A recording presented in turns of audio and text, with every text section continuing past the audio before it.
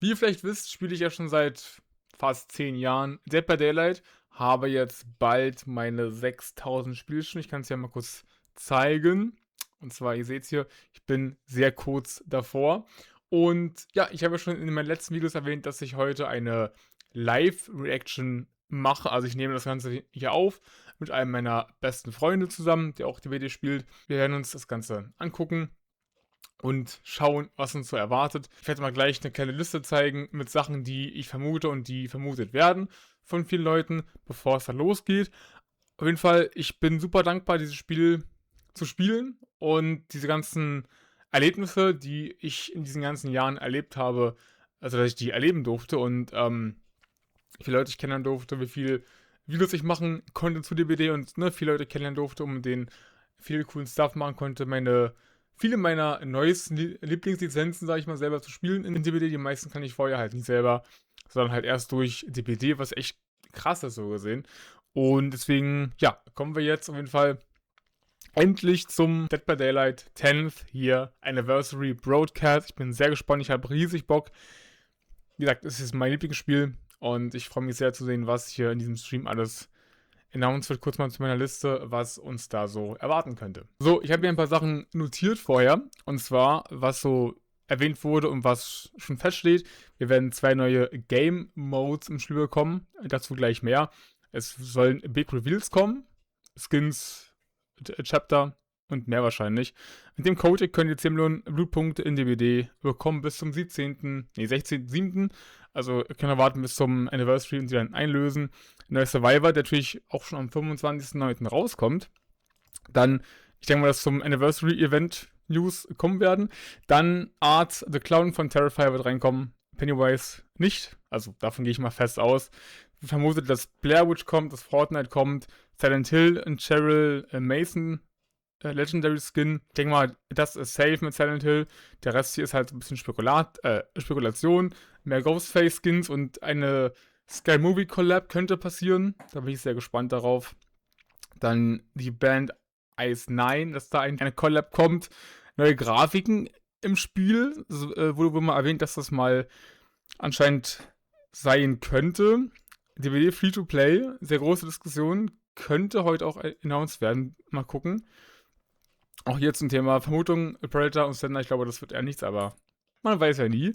Und eine Sache, die im letzten Stream, also vom neuen Jahres Geburtstagsstream erwähnt wurde, ist das Matchmaking-System. Dazu gab es bis heute kein Update, keine Änderung. Schauen wir mal, ob da heute etwas kommt. Und das sind so ein paar kleine Predictions hier, die ich so habe mit Dingen, die ich ja vermute und die auch Leute vermuten. Und ich würde sagen, ich hoffe, du hast Sound, Elle. Weil dann können wir jetzt reinstarten. Okay, 10 Jahre DVD, 30k Zuschauer auf Twitch, ja. Oh, ich hab Bock. Wie gesagt, hier sind immer kurz meine Tipps und die Tipps der Community. Sieht man hier mal ganz kurz eingeblendet, also, ne, hier. Und ja, was kommt jetzt? Wir haben für uns 2 Uhr nachts. Wir sind ein bisschen müde, auch wenn ich gepennt und so, aber jetzt, egal, es geht rein. No generative AI was used in the making of this broadcast. Geil. Oh. So, es ist jetzt nicht live, sondern sogar schon aufgenommen. Nee, Okay. also keine KI. Keine KI auf jeden Fall. Ja, aber... Oh, das ist aus dem Teaser vom Summer Games Festival.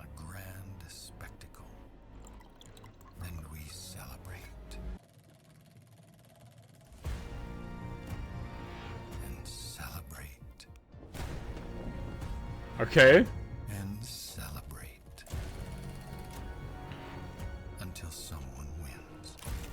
Das sieht sehr creepy aus, sag ich dir ehrlich.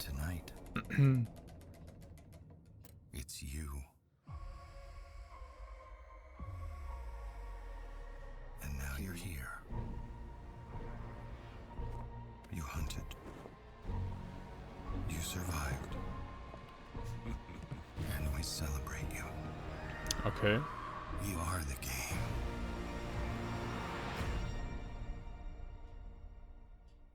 Interessanter Teaser. Aber jetzt wenig Aussagen, würde ich mal sagen. Also so vom Ding her. Aber ja, ich checke erstmal. Und jetzt müssen sie switchen. Die sind ja gerade in Montreal, glaube ich. Meine ich. Und haben ja da jetzt diesen Live-Broadcast. Ist schön, dass man jetzt ein Bild hat, aber nichts mehr. Ich dachte gerade so, okay, muss ich jetzt lauter machen? Einfach gar nichts. Also, Ja, das ist natürlich schwierig, wenn halt live Leute sind und du die schon unterhältst, aber halt der Stream, den ja mehr Leute gar nichts sehen, mitbekommt. ja, von 30 auf 55.000 auf Twitch. Und das ist schon heftig. Ist ja die Frage, ab wann man restartet, weil natürlich wieder Werbung kommt. Oh! Jetzt. Oh! Oh! Thank you so much for joining us. There were some gaming stations where we showed the new independent games that we'll be helping with. This was one of the highlights. Some people took amazing pictures in the claws of the entity. I hope everybody managed to grab one of those Maurice plushies.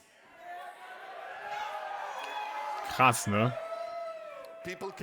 So ein Event wäre heftig gewesen in Deutschland. Ich wäre da gewesen. Ich wäre safe da gewesen. Behavior created an awesome wall of killers also for you to enjoy. I hope you took some great pictures. It was so fun, at least for Hat man us, gesehen. to be able to look at this and Das ist sort krass. of be part of their universe and see them like that. Now, again, thank you so much for being with us. Es sind super viele Leute da, das ist heftig. Alright, so this anniversary marks obviously a huge milestone for Dead by Daylight. Because of that, we want to do things a little differently. Today, we will be more transparent than we have ever been when it comes to what we're going to present to you. Okay, okay. Erstmal gut. Jetzt mehr Transparenz. It will be a bit less about deep dives and more about celebrating what got us here and where we are heading next. Okay. So, okay, we know that you can't wait to know about all the future stuff, but we will kick it off with a look back and fun behind the scenes about the earliest days of Dead by Daylight. Oh, das ist nice, das ist Then nice. we'll show off some amazing upcoming content for the next couple of months, but also for the whole year. Ja. Ja, nice. You know, we'll also keep some surprises for later because we love to surprise you and to delight you. Okay. And then we will close things out with probably the biggest endeavor we've ever made in the history of our game. And one we're hoping Anniversary that will shape the event. next 10 years, at least, of Dead by Daylight. Oh, okay.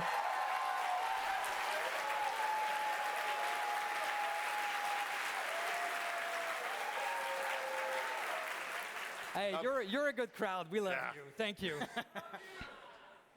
We love you too. Now, before we get started, as I said, today is as much about celebrating our game and our community as it is about celebrating everything that goes with it. So many people traveled here to join us. We've had the chance to meet many of you. And so over the course of the show, we'll have a roving reporter slash community director, Mr. Eric Pope. Yeah. Legende. Wow. He will Guck mal, be das Hens traveling through the und crowd. Ostara. What the fuck? Mit wo? Scheiße. Ja, kenne ich gleich. Hier vorne rechts. Ach, da! Ja, ja. Und daneben ist pretty Ostara. shiny, right? Ja, ja, Pretty ja. good. That's right. I'm in with the community, as is my job, and I'm very happy to be here. I'm very honored to Polyester. be here with all of you. Thank you for Da. coming. Geil. I love you all. So my real job is to cover while they do transition, so I'm going to talk a lot tonight, so get used to that. But Jose mentioned something that I wanted to dig into a little bit more. We have a lot of people from around the world. 5 continents, in fact. If you know geography, that's most of the continents. A dude came from Guam. That's in the middle of the ocean on the other side of the world. Krass. There's people from Ireland, from China. 19 people from Japan are here. Ich wollte auch, aber ich konnte nicht. Sorry, Pretty DBD. amazing. So I really wanted to get you guys warmed up. That's actually what I want to do right now. So I'm gonna let's do a little call and response. Okay. So first one. How many killer mains do we have here? Also das Live ist schon geil. War schon letztes Jahr geil, fand ich. Survivor mains?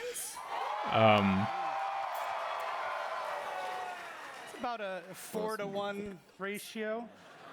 I want to know how many of you have been playing DBD since day one? Okay. I want to know how many of you have 1,000 hours of game time?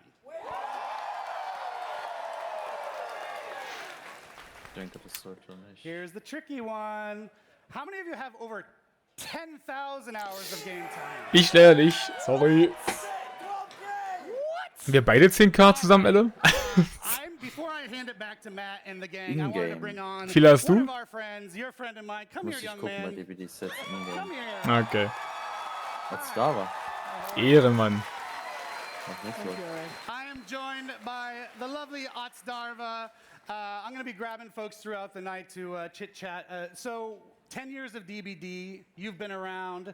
What Wie is it geil ist like jetzt to noch, watch it grow ihn so over the years? interviewen. Well, it's a great coincidence because I also started making videos and streams about 10 years ago. Amazing. And it started Krass. with me in a room doing things in a really clumsy way. And now I've come a long way, me, my community, my content. I get to hire editors, 3D modelers, artists, and do things that honestly blow my mind. And I feel like the game has also come such a long way as well. Like, I remember when this game had trailers that were voiced by Matthew Cote. Das war so geil, Halloween-Chapter einfach. And we did not give them a minute of peace back then. Did you see that he took it back? He took his catchphrase back. Can you believe that? Yeah, no, we were waiting with anticipation. I don't think we got to play the hack rematch, but I will bother you about that. Snap. You know, maybe for the next year. But it's been a lovely, lovely time, and I'm so proud of the community and for everyone that's built it. Absolutely, and you and so many more have been such a huge part of it, and that's what we're here tonight celebrating. So, Otz, thank you. You can sit and enjoy the rest of the show. Applaus. I told you I was going to talk a lot. I shouldn't be. But last thing, we do have Twitch drops for you watching at home. If you are on Twitch, they're available only until the 16th, so watch a lot of streams. And then one last thing, I don't know if they have an asset for it, but we're doing something cool starting on the 16th. You can get a Jason Twitch chat badge and a DBD chat badge. We've never done that before. I want to know what you think of it.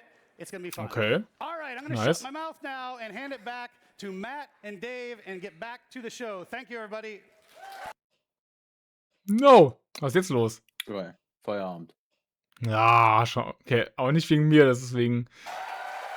Okay. Game Evolution. Bin sehr gespannt auf die Roadmap, As we said earlier, was da we jetzt start kommt. with a little trip back down memory lane. Because as much as today is about celebrating where Dead by Daylight is going to go, it's also about remembering how it all started. And to do that right, obviously, we need one more person to help us out here. Someone who helped define the tone, the spirit of what Dead by Daylight is in those early days. I'm of course talking about Dead by Daylight's original creative director and now creative director on the upcoming Blight Survival, Ash Pannell. Please give him a warm welcome. Oh, okay. Hello, sir. Hello, sir. Oh, stimmt.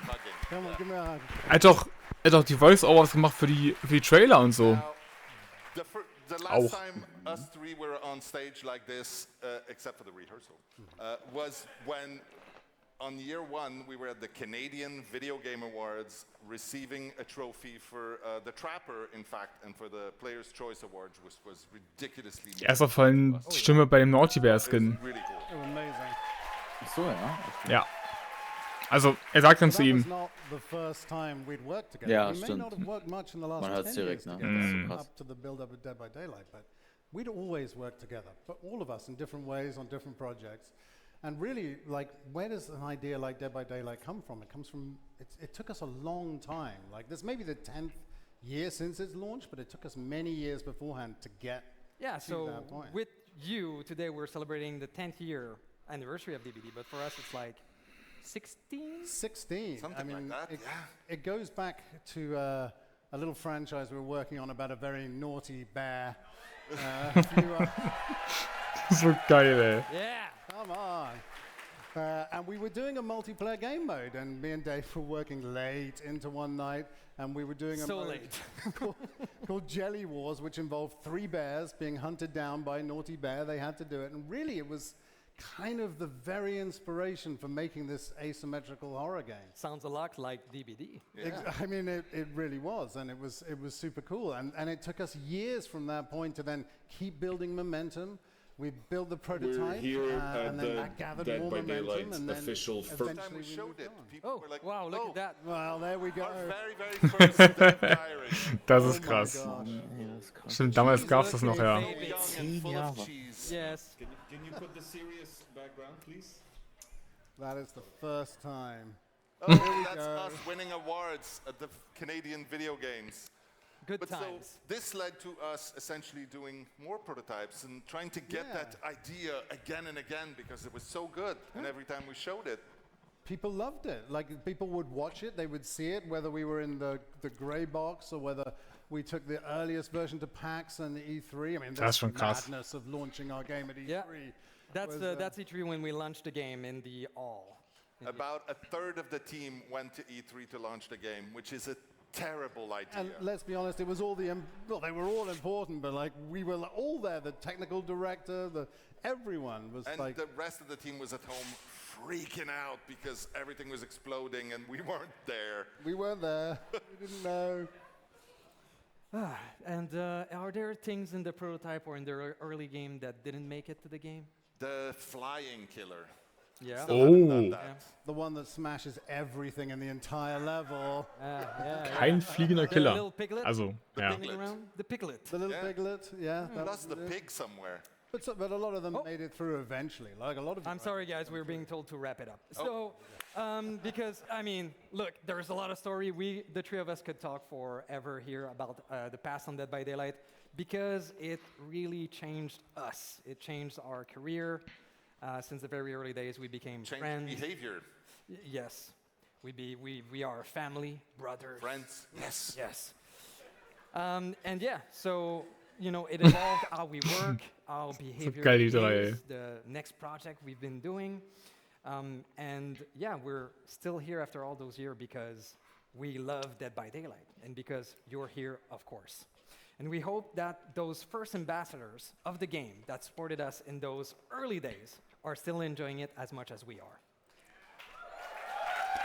Ich habe kurz vergessen zu erwähnen, hier in der Liste fehlt noch Infos zum Film. DBD-Film-Infos kommen heute noch. Vielleicht. Wäre geil. Only known as the entity. Hab ich vergessen. Now, it is the true secret sauce of Dead by Daylight. And the entity doesn't just create horror, it collects it. And it's given us a chance to really do what we do and to go and gather legends from everywhere around the horror world in one very special place. So from FNAF to Stranger Things to Alien, Sadako, Resident Evil, the list goes on. Oh. I'm curious. Yeah, Since we're all here right now from the beginning, let's just name our favorites. Of course, I'll start. I'll say Halloween because he was our very first one, and he's the first one that came in. Ja.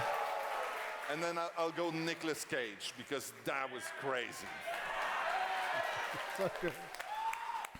For me, I mean, it's no surprise. It has to be the Naughty Bear Trapper skin. Good job. Like, I can't not. Yeah. Nutty Bear Tree, am I right? Yeah. Okay, so for me, it has to be Silent Hill. Absolutely.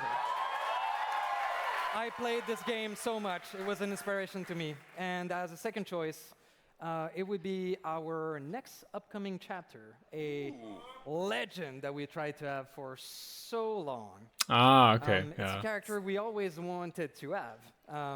Yeah, and Let's he take a look. always belonged here. So let's take a look. 13 Stunden Stream. Ach, Mann, ey.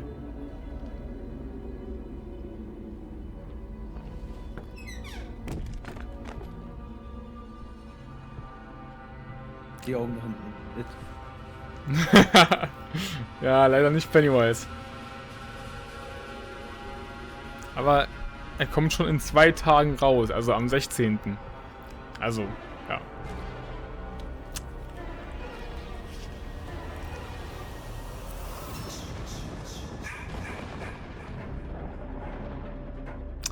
Musik ist einfach zu geil.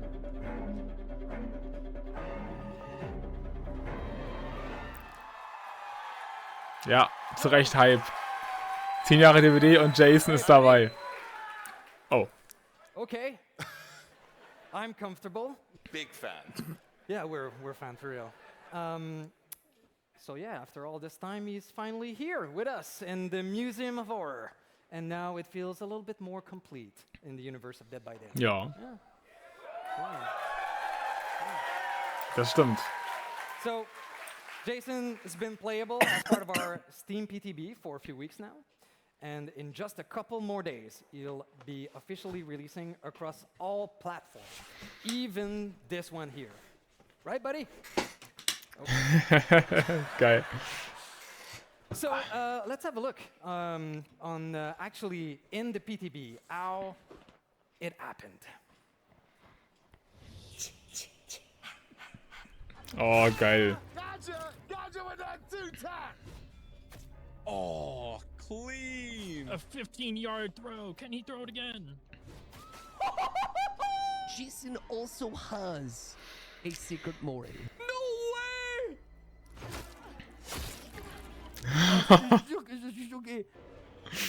So geil, wirklich. Please. Please. Please. It's so over, bro. Das Mori ist Feuer. Der Killer ist Feuer. We're back. Oha! Hello, everybody. How you like it so far? Polyester. So eine Legende auch. Das sind Videos. Noch große Liebe raus. Well, bye. Oh, hey, everybody. As you just noticed, I'm joined now with Polyester, the one and only. We're talking about the game's evolution right there, and you have also, like Mr. Otz, watched the game evolve over the years. What's it been like witnessing it, experiencing it, being there alongside the game and its journey? Well, first of all, thanks to all the killer mains who stuck with this game from the early days, because you suffered. Okay? You couldn't kick generators. There were 2 windows in the shack. You had a vault speed that was slow as molasses. The survivors could break your hooks permanently. The trapper, you could have your traps broken permanently. Stimmt. And yet, you all persevered. So give yourselves a round of applause for that. Das stimmt. Das ging auch. Das ist so krass. But eventually, incrementally, the game improved. Yeah. And even through all of those early pains with the infinite loops, the Steam count, my friend told me today, never dropped below 15,000 players per month on average in all of that time through the growing pains. Yeah. It was pretty remarkable from the start, yeah. And now here we are 10 years later. It's a Can you beautiful believe thing. you're still playing this video game? Yes, I can. Good, good. Don't stop. We wanted to have Polly on because he's so emblematic of our streamers, which are central to the success of this game. And anyone who's a streamer here, I want to commend you because you are all community managers. Genuinely, you're managing your own communities and making our community better, and you're doing your own part. And yours in particular, I find particularly wholesome. So thank you, Polly. It's very kind of you. Thank you.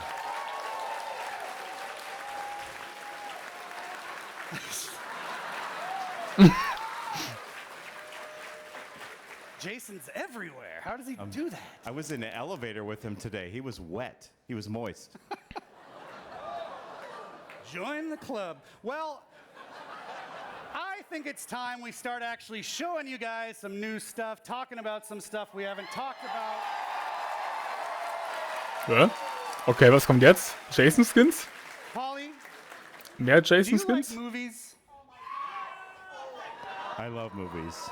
Well, Wait. I think it's time we give you a little more info on a little movie about Dead by Daylight. Ja, Back to you, Matt. ich wusste es. Der Film kommt ja jetzt irgendwann raus, hoffentlich. Also, ja. Ich hoffe nächstes Jahr vielleicht. Okay. Gut, danke. Is the light coming on? Okay. Next up, as Eric just said, we do have some news that we would like to share about the Dead by Daylight movie. Now, who better to help me out with that than the folks that have been working behind the scenes, bringing this incredible project to life. First up, help me welcome Dead by Daylight's own Stephen Maroney. He's the Chief Product Officer at Behavior. He is also a producer on the movie and someone who's been part of the Dead by Daylight family since the very beginning. One of the key voices helping the team capture the spirit, the tone, and the authenticity of our game. Joining him is one of the biggest names in the modern horror and the producer of the Dead by Daylight movie, Jason Blum. Jason Blum. Boah, krass. Krass.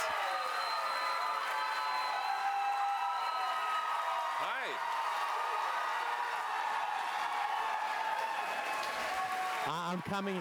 Have a seat. Is it on? I'm coming Krass, here every day. I mean, this is amazing. Dass da ist, ey. Thank you very much. That's so nice of you guys. My day got so much better. Thank you. Thank you. Thank you for taking the time to join us. So, Stephen, we announced the movie a while back, but we haven't really discussed any of the details too much publicly. Can you kick things off by reminding people where we're at with this? Oh yeah. Absolutely. On the production side, as you know, we're lucky enough to have teamed up with Jason Blum and James Wan from Blumhouse Atomic Monster. We have a script in place, penned by Alexandre Aja and David Leslie Johnson McGoldrick. Aja is the filmmaker behind Haute Tension and Crawl, and David Leslie wrote The Conjuring 2 and The Conjuring Last Rites, making him a long-time collaborator. Das sind krasse Leute, die daran arbeiten, an dem Film. A longtime collaborator of James Wan's. We could not be more excited by the story they've crafted for us. Now, we are obviously... oh, yeah, okay. I'll let you take a picture. It's worth it. Wie geil ist das denn, ey? Ist das geil. All right. I love it. I did the same thing this morning. Okay. So, let me begin by asking you, why Dead by Daylight? What interested you in this project? Well, thank you for asking me. Thank you for having me here. We have built a company with Blumhouse and Atomic Monster off of various pieces of intellectual property that the fans are crazy about. We did Five Nights at Freddy's.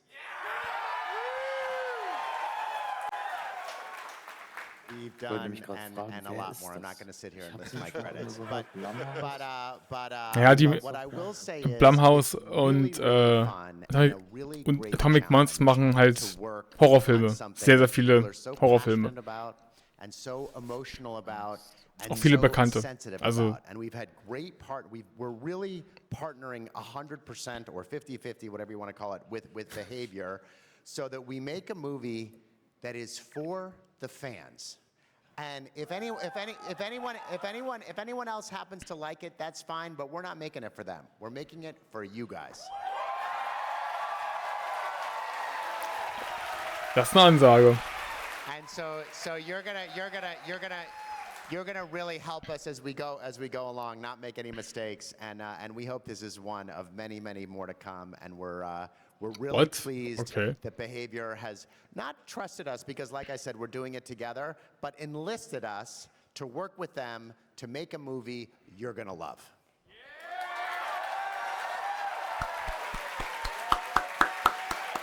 Not to go too much, not to give you too long an answer here, but I think where Hollywood has really made a mistake is coming into projects like this and saying, oh, you know your game, but we know the movies. And we took the opposite approach with Scott Cawthon and Five Nights at Freddy's, which is like, you know Freddy's, and we're gonna help you realize what you think the perfect movie would be. Okay. And that's the approach we're taking here. It's a very deferential approach because what you guys feel so passionate about, we want you to feel that way about the movie, and the only way we'll be able to do that is to work closely with our friends at Behavior. So we can't wait to get going.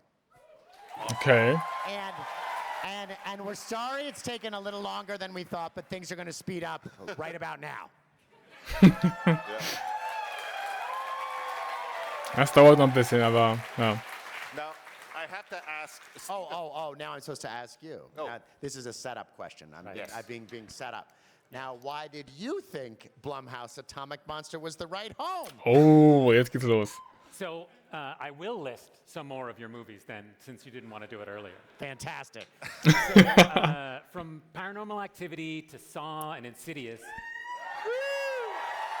Ja. Your track record is one with real staying power, which is exactly what we wanted from the studio that's adapting our game. With Five Nights at Freddy's, you took a beloved game and turned it into a cultural horror event for the entire world. For Dead by Daylight Partner, that's the credential that matters the most. And you didn't rest on that track record at all. This year alone, Blumhouse Atomic Monster put two of the biggest horror films of the year into theaters at the same time, with Backrooms and Obsession. Yes! Sollen beide sehr gut sein, ja.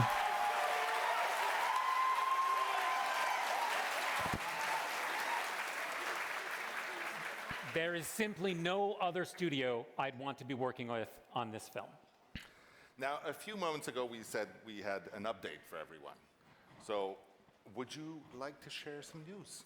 We do indeed. Ladies and gentlemen, we finally have a director for Dead by Daylight. Das ist stark. So we're really happy to be partnering with this filmmaker. Our game is one that's rooted deeply in atmosphere. And it was our goal to find someone with a distinct visual style who's also a master at conveying the dread and tension you'd feel when you're playing Dead by Daylight.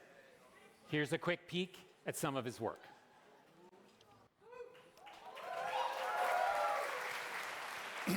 Now, that was a clip from the fantastic horror film The Damned. We are thrilled to have its director and the future director of the Dead by Daylight movie also here with us today. Help me welcome Torger Paulsen. Oh, okay. Applaus auch für ihn. Thank you so much for joining us. Now, everyone here, we have had our own experiences with Dead by Daylight. I would like to start by asking you about yours. Well, I first discovered Dead by Daylight during the pandemic. My flatmate at the time was playing the game constantly, and I would find myself walking by and get sucked into the game he was playing. And it's interesting because at the time I wasn't playing it, but I could just feel that this dread coming from the screen, and I'd get sucked in. And there's just something about that feeling. And he would constantly drag me back in, and I'd play it and play it. And what struck me about the game was how cinematic it was. And I was constantly waiting for something horrible to happen. And as a filmmaker, that really connected with me. And there's just something about the way that the game creates dread. It's very unique, and that's what drew me in initially. Thank you. Now, My belly hurts, guys.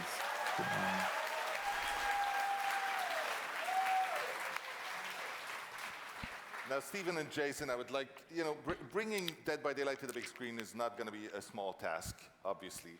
And when we started looking for a director, what was important to you? What were you looking for? Well, it was really a process we went through together, and there were a lot of candidates who wanted to direct this movie. And I think both of us were really looking for someone whose work shared the same DNA as Dead by Daylight, and both of us really felt that in The Damned, even though they have nothing to do with one another, there's a shared DNA and a shared feeling, that shared sense of dread that we both want to see in the movie. And so we picked our fearless leader. Nice.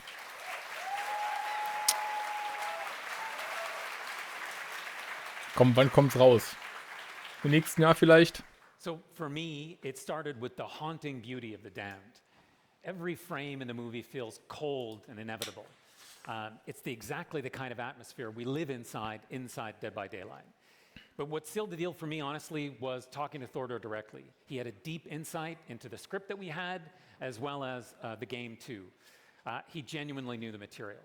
He didn't just show up with a surface level pitch, he put in the work, and that's what told me that he was the right person to lead this. Now, Thordor, I know it's still early days, but can you give us a little inkling of what this world will look like through your lens? Well, for me, the main thing is capturing the feeling of playing Dead by Daylight. The main thing is I want to capture the feeling of looking over your shoulder. I want to capture the dread, the tension, the fear of what's waiting for you in the fog. I love horror that stays with you after it's over. And that's the cinematic experience that we want to bring to the big screen for you guys. Okay, ja. Klingt gut.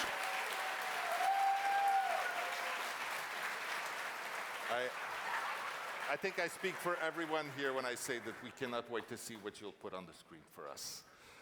Now, the last question, of course, everybody wants to know the story details. We're, of course, not quite ready to pull back the curtain, but is there something we can share? Without giving too much away, what I can tell you is the film will take fans to some of the most iconic places in our world. Places like the Macmillan Estate and Greenville. Greenville? Okay. Das ist krass. And you can look forward to seeing some of your favorite faces in the fog. Recent fan favorites and original characters that started it all. Okay, nice.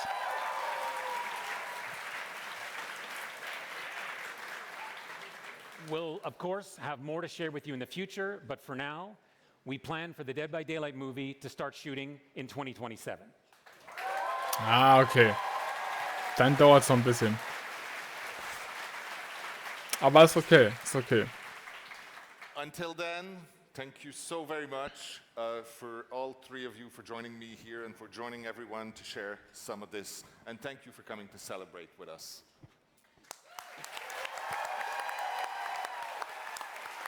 We can't wait. You guys are great. Thank you.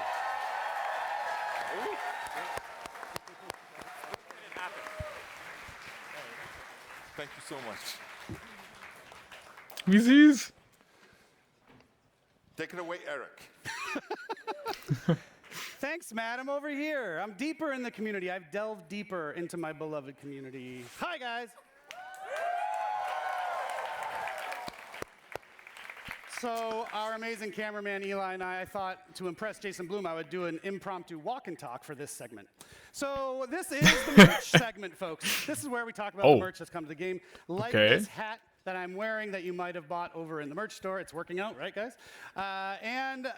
The merch team has been busting ass. I don't know if you've noticed, if you've been to the merch store recently. Ja, Merch ist geil. Ich habe mir auch ein Shirt bestellt, tatsächlich. Ein 10-Year-Shirt. Muss sein. Wie viel hat's gekostet? Ich glaube 35. Oder 40 mit den Schiffkosten. Shipping Fee, wie das heißt. Ich glaube 40 waren es, 45. Oh. Huh? Anyone? Anyone? No? I see one hand up. Yeah, yeah. Earlier today, I got to sit at a talk show desk, and now I've got my Oprah moment. Things are going great. So head over to the merch store if you want to check out those hats that they just got under their chairs. And now we're going to hand it back to the dev team to, start talking about some new stuff, some reveals, ja, bitte. and big surprises. Aber auch hier schon mal Filminfos top. Filminfos top. Sehr nice, dass es da vorangeht. Ja. Jetzt kommt Original Content. Das heißt, keine Lizenz oder was?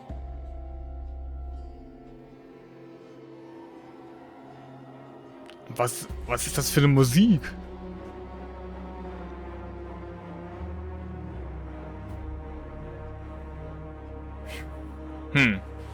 Okay. All right. That movie update. No, okay. cool. Maybe what? I said it was really cool. Okay, cool. It's amazing. Maybe the most exciting part of this for us is the chance for us to tell a true Dead by Daylight story.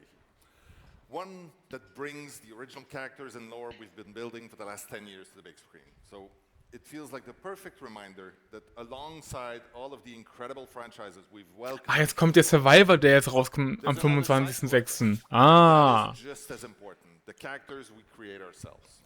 For sure. Also wahrscheinlich, ja. Yes, indeed.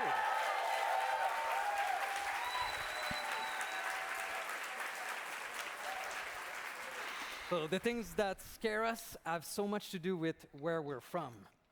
The stories were told in the dark as kids, of course.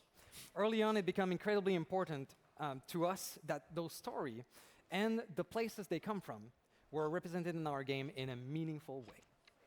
Yeah, over the years, we've made it a priority to develop tools, habits, and most importantly, a perspective that lets us reflect different groups in our game with authenticity and respect. Not always, we've made mistakes, but we own up, we learn, and then we do better. Now, from the Oni to the KRASS and everything in between, representing different cultures throughout the world, we know that the world of horror is very, very wide, and that's one of the best parts of this job. I'm very happy to say we're going to do that again. Yeah, and we hope you love when we explore different folklore and cultures of around the world. Okay. So for our anniversary chapter, of course, we have the amazing, iconic killer Jason, but we also wanted to have a survivor. And so we'll be following Jason with the release of a new, unconnected, original survivor coming out on June 25th. Ja. Let's take a look. Wer ist es? Ist es Julian? Oder Julian? Some truths are better left alone. Wahrscheinlich ja. Den kennt man aus anderen Character Background Stories. Ich glaube von Sable oder so. Nee, nicht Sable. Yui? Mist. Hab's vergessen. Aber den Namen kennt man auf jeden Fall. Wenn das er ist.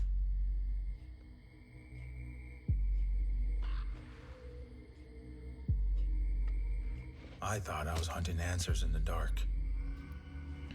Maybe the dark was hunting me. Shane. Okay. Shane Wigwas. Okay. Krass. Props. Sieht nice aus. Yeah, that's what it's all about. Thank you. It shows that it's worth it. Yeah. It's a lot of fun. Thank you. So the survivor's name is Shane Wigwas, and he represents an important first for us at Dead by Daylight. He is our first ever indigenous character. Oh, okay.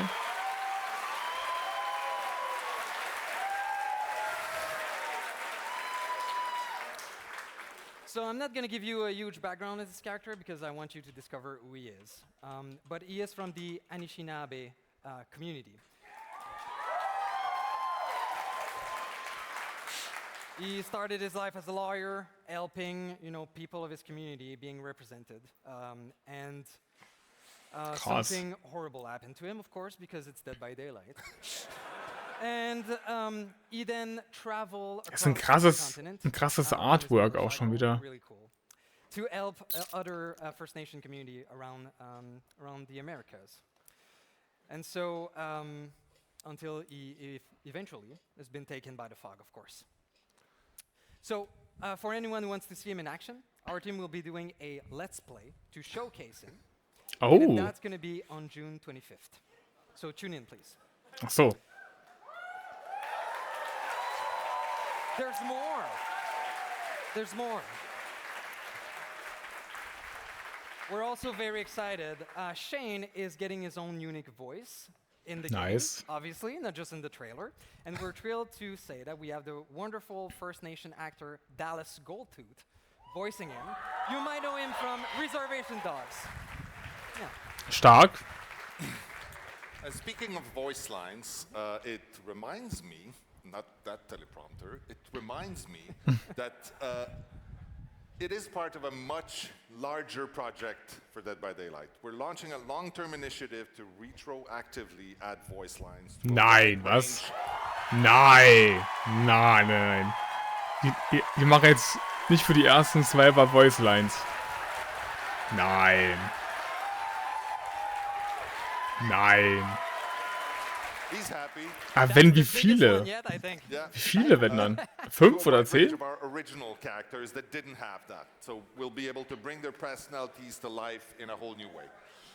With a roster this large as we have right now, it will be a slow rollout. It's going to start in the next year or so, but it's a big step towards making Dead by Daylight feel more alive, personal, and connected. So we cannot wait to get started.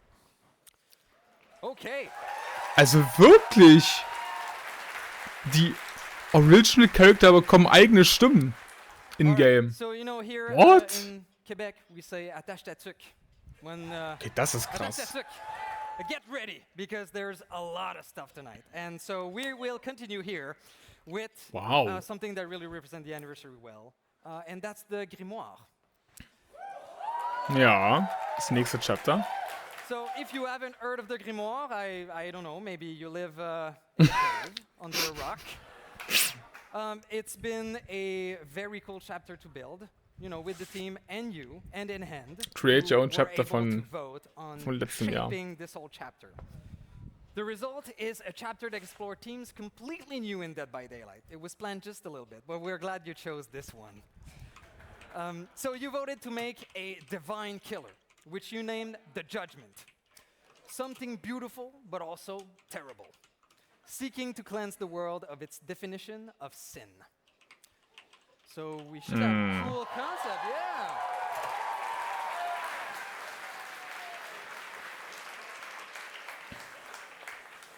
Grand. Der Killer wird The krass werden. survivor you named Aurora. Oh. I can't say it in English. It's Ach so, ja, stimmt. Ja, okay. Aurora. She's really cool.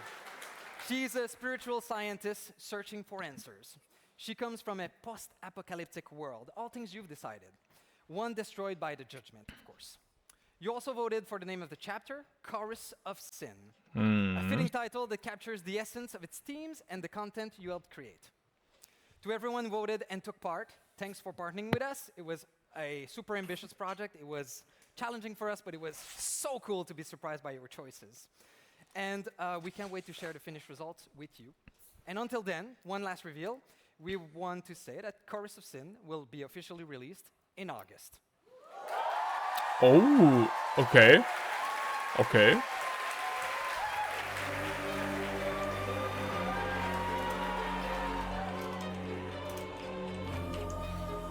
Das ist nice. Ach, 25.8. Ach so. Ja, moin. Now, okay.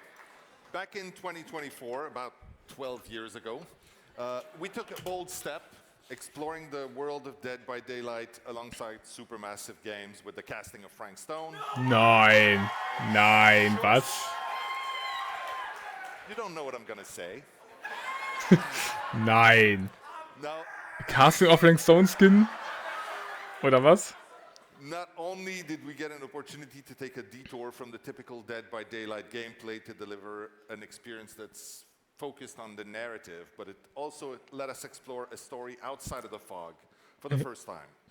And so, the moment it launched, one thing was clear: you wanted more. Mainly to see us follow up Frank Stone's origin story by having him take his rightful place in the entity's trials. Na, jetzt doch. And now he is. The casting of Frank Stone is coming to Dead by Daylight as an official chapter. Was? Nein. Was? Okay, das habe ich jetzt nicht kommen sehen.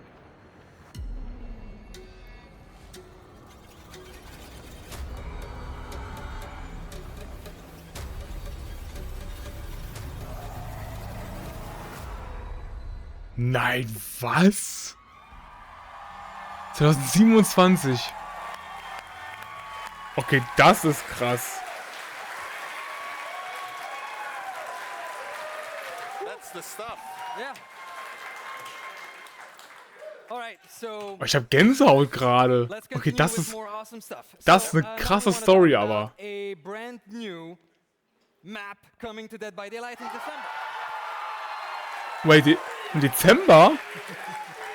Dezember neue Map. Oh. Okay, so this map is incredible. It's a realm. It's Oh. where we've never been before in the world of Dead by Was? Daylight.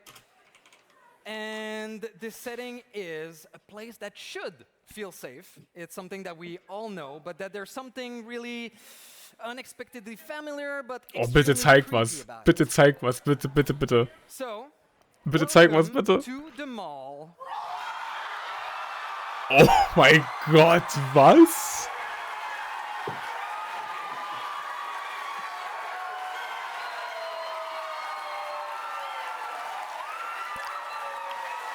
Alter, was zur Hölle bin ich sehend? Oh, Dwight, why? Eine Mall-Map? Was zur Hölle? Yeah. So we actually asked you what type of map you wanted to play in, and the mall was a very, very top thing you wanted to see. And the other Wow. top thing you wanted to see are liminal spaces. So we thought to merge the two together. So the mall will have this visual style, this visual interest of your typical map, a typical mall, but very creepy and rich and filled with that liminal space goodness that we love. So, Okay, das ist a very krass. interesting map, and you'll see, because it is an interior, of course, a mall is interior, but the level design team really designed it like an exterior. It has a lot of verticality, which creates something truly unique and something that we've never experienced before. Okay, das we ist are krass. also taking this opportunity of this realm to be able to add a little bit more lore about some of our original characters or older characters. So the mall is going to be about one of Dwight's trauma. Oh, okay.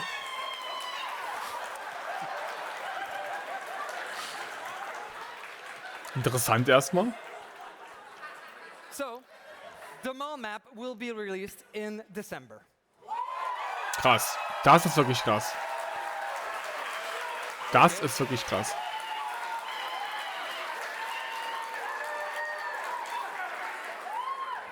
Thank you. Okay, all right. From one kind of horror to another. As you know, last year we brought an end to our Twisted Masquerade. It was the last time, right? No, It was a lot of fun. It gets better. But we're excited to be celebrating our 10 years with something new, which you've seen a little bit here and there, right, in the intro video. Because what's an anniversary without a little indulgence? On that note, you are cordially invited to this year's event, something we're calling the Black Banquet. Mhm. Ja, hat man schon von gehört Where vorher. you will be free to experience the finest dining the fog has to offer. Now let's give you a taste. Mhm.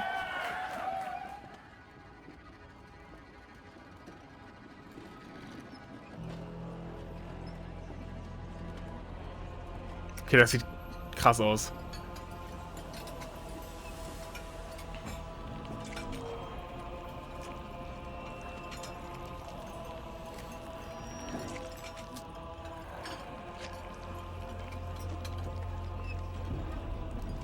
Man muss echt sagen, die Teaser von DBD in den letzten Monaten waren wirklich insane. Ich hoffe, das behalten die so bei für die nächsten Jahre auf jeden Fall. Das war eine heftige Zeit.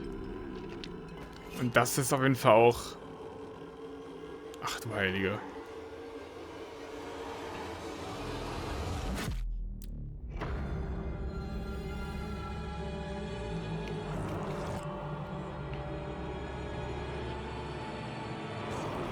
Was kommt da jetzt? Kann man Masken tragen oder? In-Game-Event. Okay. Sieht erstmal creepy aus. His name is Turkey Boy. Yes. Well, we don't know if that's his name. We'll Okay, let these that's people what I call decide how Turkey Boy is called. Okay, so to set the table for this year's anniversary event and how it will all work, please help me welcome Dork. Oh, nice.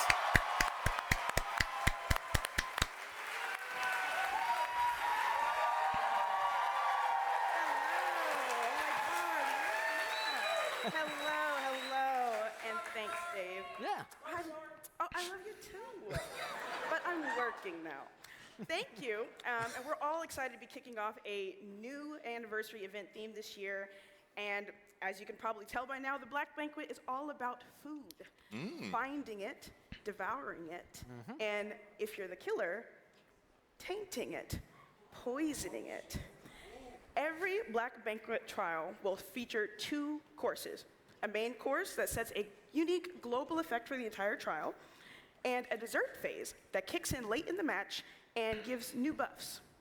Survivors will gather and combine food for team bonuses, while killers will be trying to corrupt the feast, poisoning the food and the objects around the map. And I've gone against this. It's a lot. There's a lot of more depth and nastiness that you can expect in this event, so if you want a full breakdown, just tune into that Let's Play that they were talking about earlier on June 25th, but here's something to get you hungry for more. So, yeah. Obviously, we'll get at some point deep into the lore of the Black Banquet, but the only thing I can say right now is that it's a formal affair.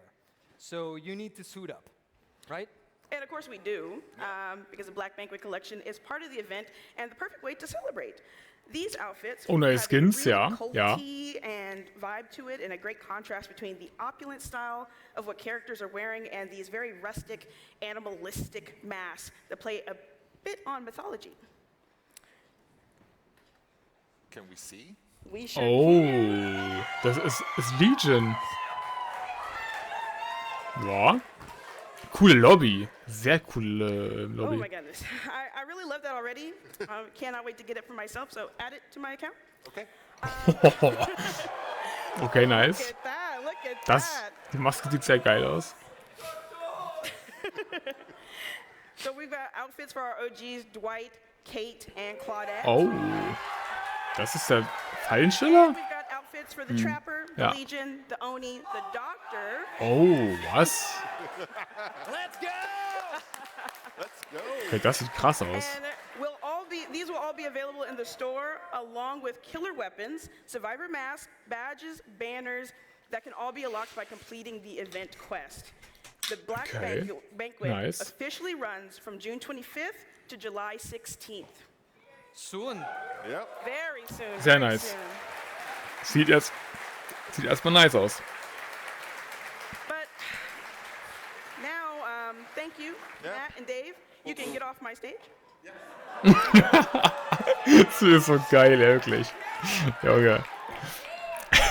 So we've been talking a lot today about the story of Dead by Daylight throughout the show, and we can't ignore a part of that experience that's grown far beyond what anyone could have ever imagined, and that is our collections. Oh, And neue to Skins. chat with me about that, Noch mehr is someone Skins. who's been instrumental to this process and Ah. shaping the look of Dead by Daylight for many years. That will be one of our associate art directors, Sarah Robinson. Okay. Applaus. Okay, jetzt kommen neue Skins. Wahrscheinlich. Hi, everyone. Cosmetics are something that the art team has always had a fantastic time with. And like you said, this part of the game might have started simply, but over the past decade, it has grown to include over 5,000 cosmetics. Yeah, it's pretty insane. Das ist krass. For our licensed characters, it's a way to show off their different eras, revisit their iconic looks, maybe for us to create a few new ones. And for original characters, survivors, killers, outfits are a way to learn more about who these characters are and explore the what-ifs of their lore. But for you guys, this is a place for you to connect with our characters and how they express themselves in the game. And it's always so interesting to see just which outfits and cosmetics you all gravitate to and how you create looks of your complete own. There's a couple of names floating within the community of outfit names that I love you guys for it. I love you. Clap up your creativity, okay? Especially because, yeah, you all deserve it.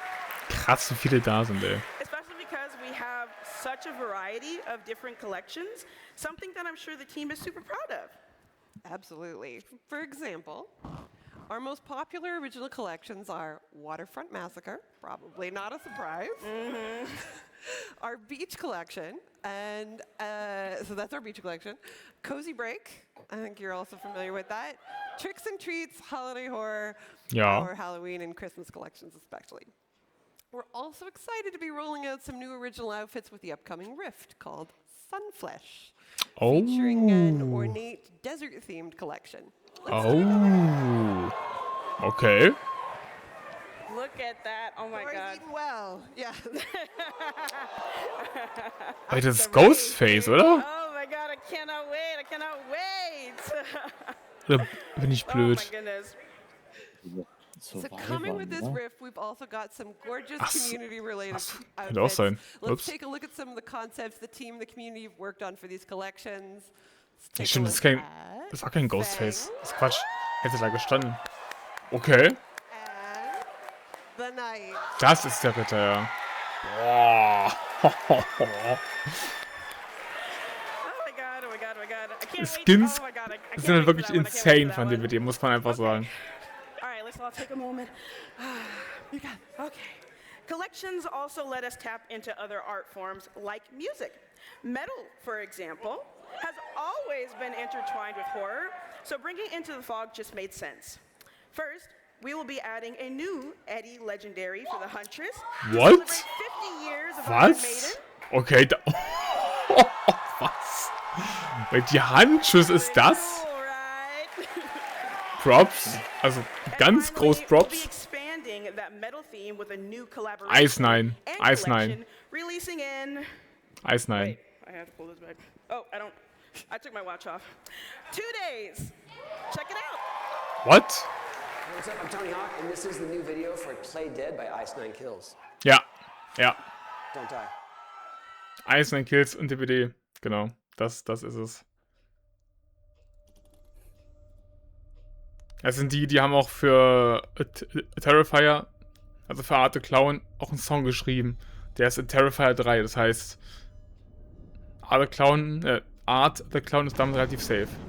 Wahrscheinlich. Legion. Oh, das war laut, aber auch nice. Also Props. Props. Ist jetzt nicht meine Musik, aber ja. Oh my God. Tony Hawk? Tony Hawk? Oh my God. Yeah, so make sure to tune in to on their channels for more behind the scenes for that amazing music video.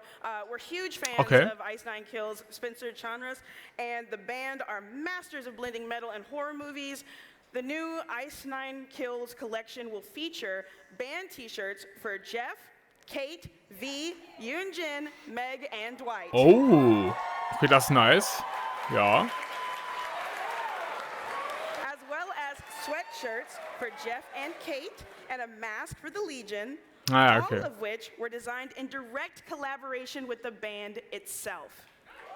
Okay, nice. You'll be able to get your hands on all of them in-game starting June 16th. Nice. Zum Jason-Release. Now, another thing we love about collections is that they give us the chance to expand on some more incredible franchises that already exist within Dead by Daylight. Taking these worlds and watching them grow inside our own is always exciting. When it comes to that, it's hard to find a set of survivors that are more perfect to exist in our game than the ones from The Walking Dead. Was? The Walking Dead? Rick, Michelle, and Daryl and Maggie are coming up on about their first year in the fog, and they're about to get some company with 2 new legendary outfits for Rick. Oh. The first new outfit will be released in August, and he's one we've gotten a ton of requests for. Oh since we mein launched Gott. The chapter. He's a fan favorite. And my husband. And someone anyone would be happy to have by their side in the trial, Glenn. Krass. Sehr, sehr krass, als sie die Lizenz bekommen haben. Also die Rechte für den Charakter.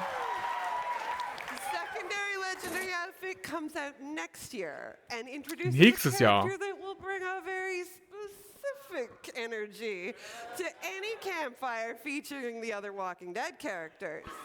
If you haven't guessed it already, we're of course talking about Negan. Oh. Die Serie habe ich nicht gesehen, aber ich weiß, dass viele Leute darauf gewartet haben. Also krass. Krass. But 5 Walking Dead characters in Dead by Daylight opens the door to more interesting dialogue and interactions, including moments like Glenn and Maggie reuniting in the fog. That brings a bit more of their world into ours, and I'm living for it. Another license that we love having in Dead by Daylight, and it's always felt like home in the fog. Was kommt jetzt? Even that of Silent Hill.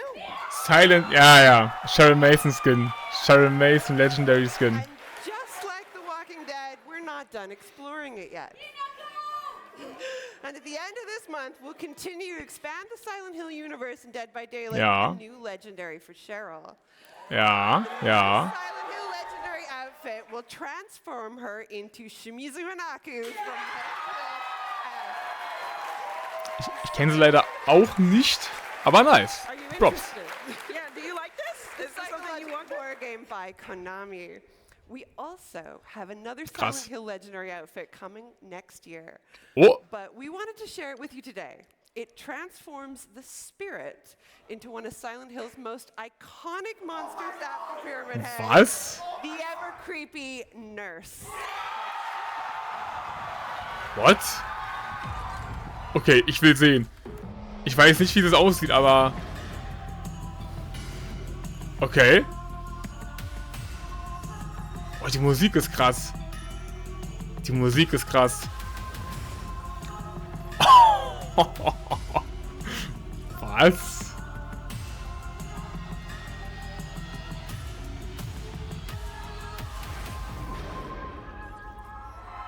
Okay.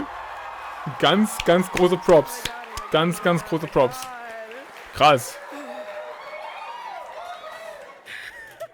That's 2 very different sides of Silent Hill coming both to Dead by Daylight, and oh my goodness. Okay, so speaking of worlds colliding, also releasing in October is a new collection guaranteed to bring some of the darkest corners of hell into Dead by Daylight. Was kommt jetzt? Was kommt jetzt? Boah, ey. I'm talking darkness, corruption, the fight for survival. Get ready for another universe that feels right at home in the entity's realm, Diablo. Oh, was? Okay. Krass. Von Blizzard Entertainment. We're really excited about this one. We based our designs for the collection primarily on Diablo 4, with our killers bringing some true demonic presence into the fog, while our survivors become everything from necromancers to barbarians. As always, we'll be interpreting Diablo's iconic characters to fit the world of Dead by Daylight. That said, we worked really hard to deliver lots of little details that you'll be expecting for these characters into the game. So we're hoping they'll make fans happy. And maybe we can show you the first one. Ja. You want that? About Lilith. Was? Ich will... für die Künstlerin, ne? Aber trotzdem stark. And it's Lilith on the artist. Ja. Krass. Legendary for the artist. Yes. Oh my god. Ooh, okay. Sieht krass aus. Oh, my heart. And finally, this last collection coming out in December, if you can believe it, is one of our most requested from over the years. Hä? Was denn noch? Was? Noch mehr? No.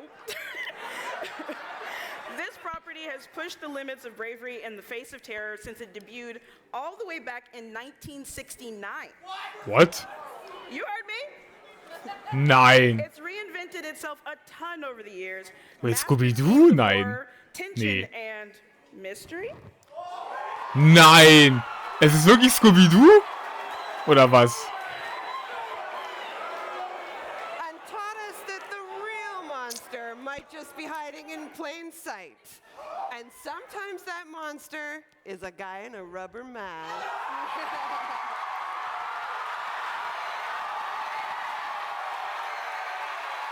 Boah, ich hab Gänsehaut, was? Wait, what? Scooby Doo und DBD, wirklich? Okay.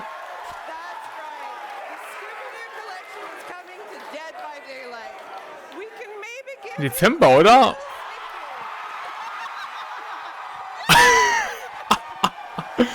Was zur Hölle? Oh my god, I can't wait, I can't wait! Okay, das ist krass. Thank you, Sarah, for giving us Das that ist amazing krass. information. Can you all thank Sarah? Also krasse Sachen dabei auf jeden Fall. Wow. Wow. And for those watching from home, please share your favorite collections and outfits on our socials using hashtag DBD10. Other than that, Wow. back to you, Eric, somewhere in there. Thank you, Dork. I'm over here. I can't believe I just heard the word Scooby Doo. I am joined by the ever radiant Evo. How are you doing? I am doing so good. I'm even better now. I'm irradiant right now. Yeah, and that set of collections, it's almost too many to count. What's your reaction? I'm gay. I can't count. Is that a thing? Also, I just want to say, I want to call the Canadian police because Dork has told Kurze my Frage, Elle. husband- Hast du von den Lizenzen schon mal, also hast du da Berührungspunkte mit, sag ich mal? Also so Scooby Doo, Diablo oder so? Das ist nicht so krass, also Okay. für mich persönlich, aber Okay. das ist natürlich schon krass, wie viel die auf einmal so bekommen haben. Ja. Ich sag, ich kenn Scooby Doo, ich kenne die Kinderserie von damals, ich kenne die 2 Filme, die es gibt. Aber so, Diablo, krasse Spielereihe, aber nie gespielt. Walking Dead, die Serie kenne ich jetzt nicht, aber ist halt klar, dass Leute das halt haben möchten. Aber ist krass, also das ist krass, ey. So, someday we're going to get you in the game, absolutely. So you might have noticed. Yes, you might have noticed a sticker sheet in your goodie bag from a company called God Mode. Oh yes. God Mode is Was God Mode? And one of their owners, Chloe Grace Moretz, has sent us a little video that we wanted to show here today. So let's check it out. Was kommt jetzt? Hello everyone, Chloe Grace Moretz here. Ignore the little bit of blood on my face, which I'm sure you guys will love. I am on set filming right now, but I just wanted to say happy 10th anniversary to Dead by Daylight. My beauty brand God Mode is so excited to be partnering with Dead by Daylight on exciting new collections and game integrations. And if you want to know more about that, follow us at God Mode Beauty to keep updated. Enjoy your day and have fun. Okay. Yes. Okay. From God Mode to a goddess. Yeah, I worked on that. That was really good. Oh my God, no. So check that out. There's gonna be a God Mode collection coming later. We'll talk about that in a little while down the road. But we need to keep the show rolling. And our next segment, I hope you're gonna like. It's with Nathan Sellen from Behavior. He has some things he's cooked up in the indie game space, the indie horror game space, that I think you'd like to hear about. So let's bring Nathan up and see what he's cooking. Also wieder ein Spiel von Behavior wahrscheinlich. Oder so. Ich bin überrascht, dass es bisher keine Roadmap gibt. Hi everyone, I'm Nathan Sellen, Behavior's Deputy CEO. I'm glad that the level of applause was about equivalent to Dwight's trauma. That's what I was really hoping for. I do have to apologize. I am here to talk to you about games that are not Dead by Daylight. Oh. But they're great games. I promise they're great games. Last year, Behavior published It Has My Face, an indie title developed by Nightbite Games. Das stimmt. It Has My Face was a paranoid nightmare where you had to hunt and kill your own clone before it killed you. And it was successful. Our team learned a lot about indie publishing. We had great feedback from you, our players. And we received so many incredible pitches from other developers who wanted to work with us. And we want to work with them. So I'm here to announce that Behavior is going to be publishing more indie horror moving forward. Okay. Erstmal nice. Warum nicht? Yeah. I'm going to share 3 new games with you in just a moment. But first I want to talk about why Behavior is doing this, why we're indie publishing at all. And there are really 2 reasons. The first is that we feel Behavior has a responsibility to support small, talented studios. Today, Behavior is a big company. We're over 1,000 people with hundreds working on Dead by Daylight, or thousands if you ask Reddit. But for a long time, 1000 wurden Reddit fragt, geil. Dead by Daylight's success took us to a new level. And we feel we have a responsibility to give that same breakthrough opportunity to emerging studios. Publishing indie games is how we're trying to share DBD's spotlight with small games that deserve a really big audience. The second reason we want to publish indie games is for you, our players. Here at Behavior, we're fans of horror, and we know that every DBD player is a horror fan also. Indie publishing gives us a way to share the horror games we love with a community that we think will love them too. I'm really excited again to share 3 of those games with you today. The first game is Terrible Lizards from developers WDR Studios, who are led by the team behind JT Music. Terrible Lizards, JT Music? Yes.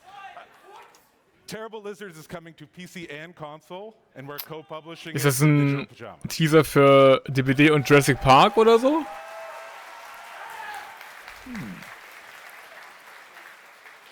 The second game is Don't Fret from developers Scary Kid Studios, who are led by the team behind Rocket Music.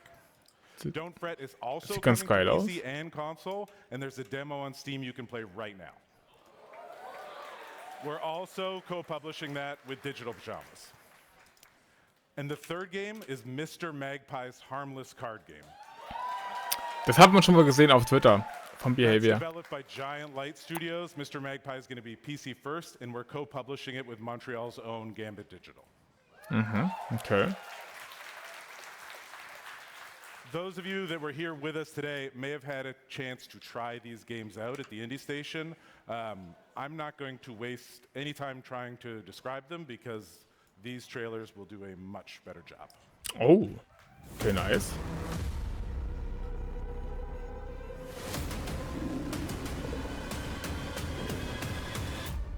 Okay.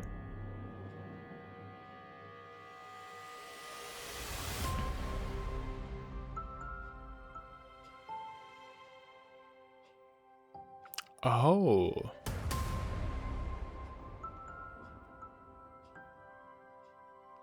Ich muss sagen, ich bin ja schon ein Dino-Fan, also. Okay. Jump'n'Run, Dino, Horrorspiel. Oder wie?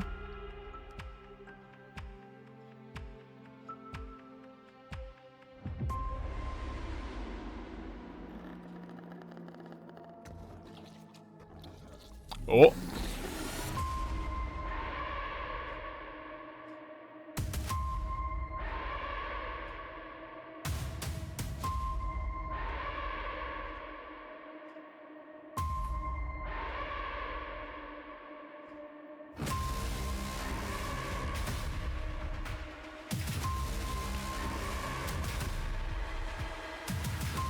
Okay, das sieht sehr interessant aus.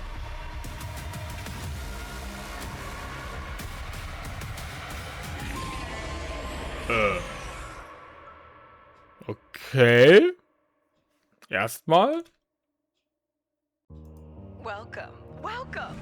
We are absolutely thrilled to have you here at Harmonic Heights. Fred, no matter what happens, I want you to know I always loved you.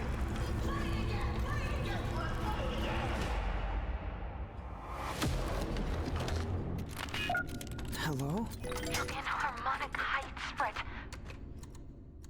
The school. Things always look strange here.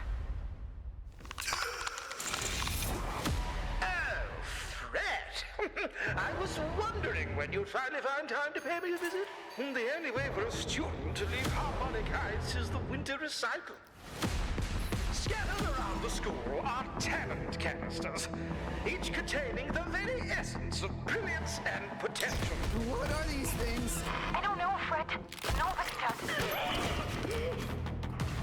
You've given me no choice. You made me do this.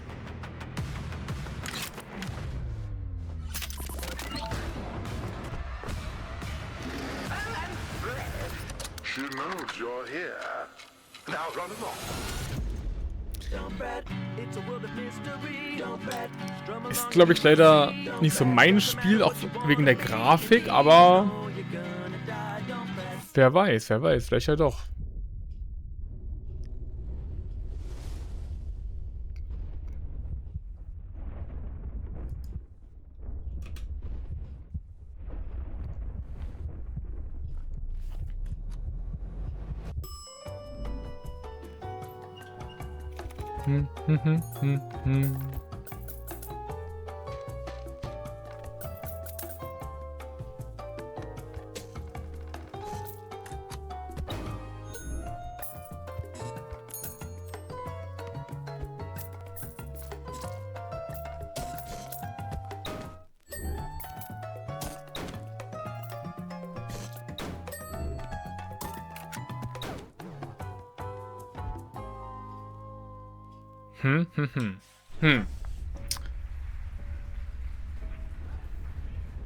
Okay, das wird ein Charme sein. In-game. Ja, okay. All 3 of these games will launch later this year, but you can wishlist them right now. Where's the camera? Wishlist them right now. With It Has My Face, we encourage players to try the game by offering them rewards in DBD. We're going to do the same thing for Terrible Lizards, and Don't Fret, and Mr. Magpie. As the game gets closer to launch, there they are. Aww. We're only going to preview 2 today. That's nice. There's a dinosaur wearing a hat and a severed puppet head. Like, we had to show these today. One last thing before we go back to DBD. We know some of you don't love this little interruption, and I'm probably talking right to Twitch chat here. You only want DBD in your DBD stream, not these other random games. And to help address that frustration, let you focus the hate, we're giving our indie publishing efforts a mascot. This is Misbehavior. Okay. Misbehavior. Soon she will dance and do evil shit, but right now she's just a picture and a play on words. Moving forward, we'll have this brand on all the indie games we publish. So instead of complaining and saying, get this indie stuff out of my DBD stream, you can say, get Misbehavior out of my DBD stream.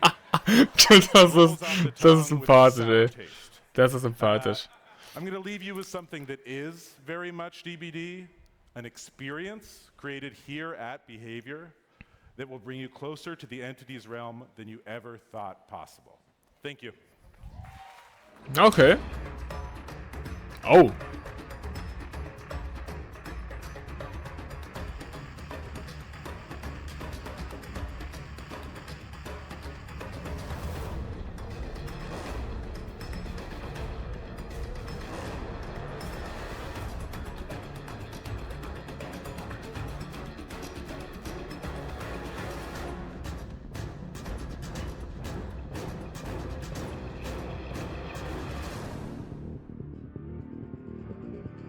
Banger Musik, by the way.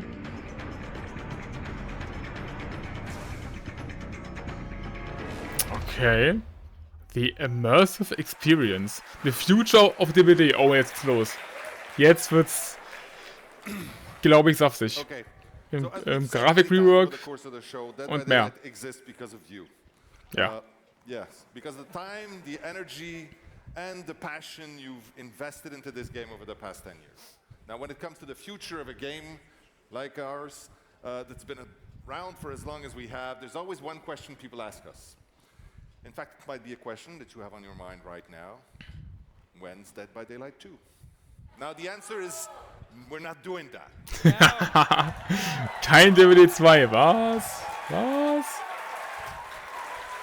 We've said that before.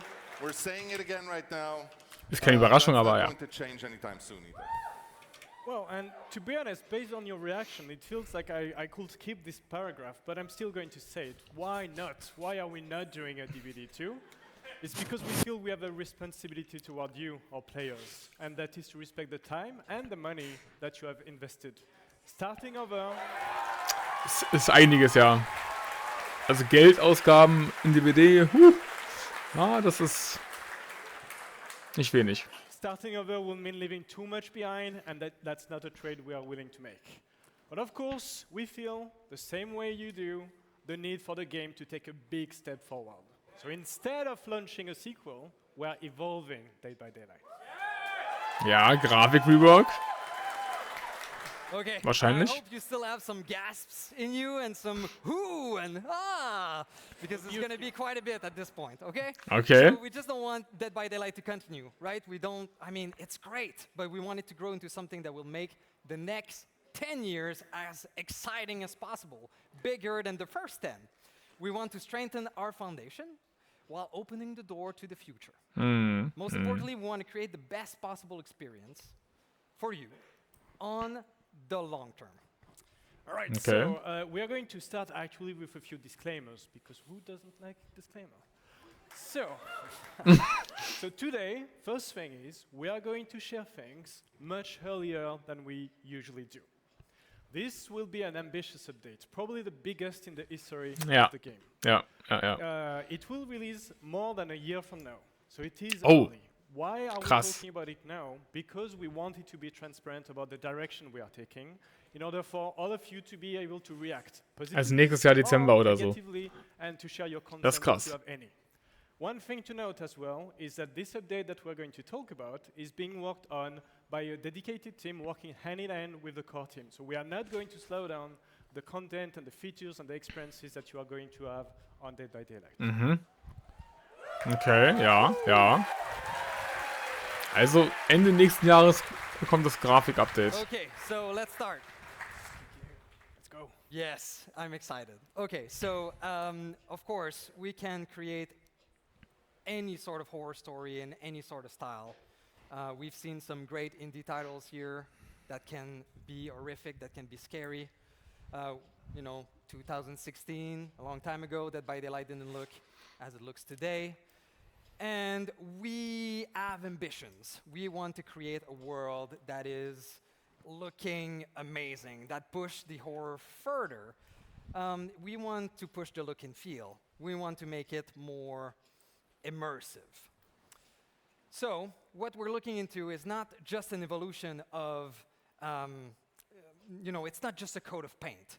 It's also making the trials of Dead by Daylight something even more interesting, to a level that you never felt before in our game. So here's a quick breakdown of what we're focusing on right now, okay? So I'm not sure when the assets are going to come here. It's some work in progress. So we start with new character model. We will be reworking the faces of our characters so that they are Das ist krass. Das ist sehr krass. We are also redoing the hair.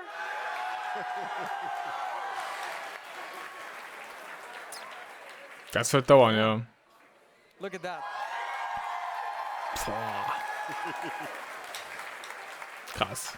The team's taking great effort so that no matter how we evolve these characters, you will recognize the character you love.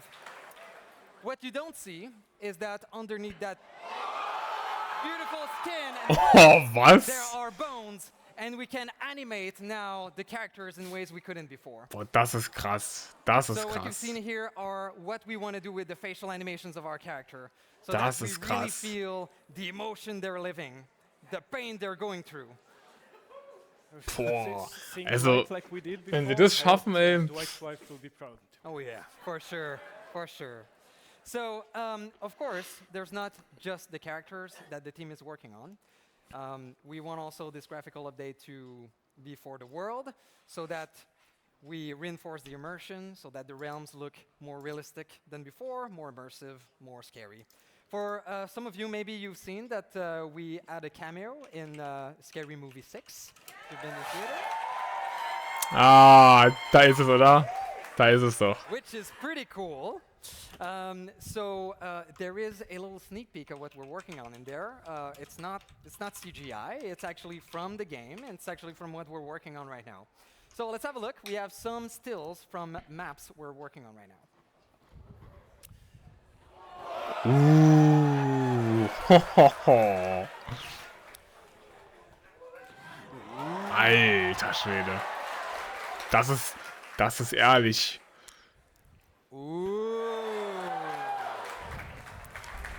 Krass. Ich glaube, das bringt auch ein bisschen mehr Horror wieder zurück. Nein! Nein! Nein! Okay, Nein! Ich bin von der jetzigen Grafik nicht der größte Fan, fand die alte sogar gruseliger. Ich glaube, das bringt wieder Gruseliges zurück. Ja. Ich glaube, das ist wieder sehr, sehr gut. Okay, das mit dem Wetter, ich hab's schon so oft gelesen. Aber das... Wobei jetzt. Ja, das ist das mit dem Wetter. Das kam zu früh gerade. Aber das ist ja heftig, Bro. Dynamisches Wetter. Boah. Das ist heftig. Also, wird dauern, klar. Wo jetzt? Guck dir das mal an, das sieht besser aus. Also... Alter Ich fand, das erste Grafik war besser als das jetzige, aber ich glaube, das könnte wieder richtig Ich check, was du meinst, ja. Boah, das ist krass. Das ist wirklich gut.